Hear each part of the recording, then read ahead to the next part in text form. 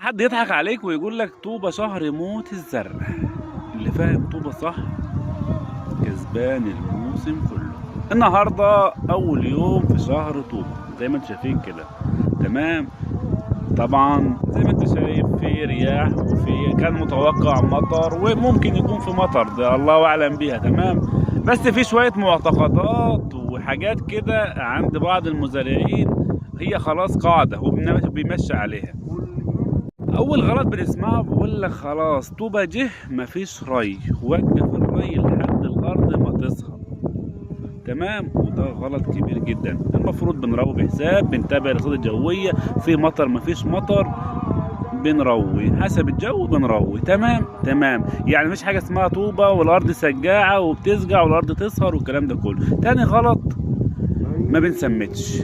انت بتوقف الري ما بنسمتش، ويقول لك اليوريا سجاعه في شهر خلال شهر طوبه، ما نحطش يوريا، ما نحطش بوتاسيوم، ما نحطش كالسيوم، مش هنسمد ونوقف تسميد لحد شهر طوبه ما يعدي.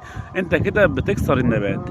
النبات محتاج يوقف عند مرحله تكوين الساق، داخل على استطاله مثلا لو يكن جمحي مثلا، يبقى انت عصب الزرع الفتره دي، تمام. بتوقف تسميد ليه؟ لازم تسمد وتروي.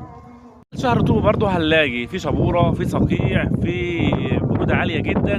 طبعا بيقول لك ما ترشش وما ينفعش ترش الزرع في الوقت ده، مش هيجيب معاك نتيجة. لا، الزرع محتاج منك رش ومحتاج تدفيه ومحتاج منك تديله طاقة وباور ان هو يشتغل، تمام. فلازم تشتغل رش ورقي وهيفيد معاك. هتزداد معاك الامراض الفطرية، مع الشبورة، مع الرطوبة الارضية، مع الرطوبة الجوية، الرطوبة العالية، هتلاقي فيه امراض فطريه لازم نشتغل عليها ونحميه من الامراض الفطريه، تمام.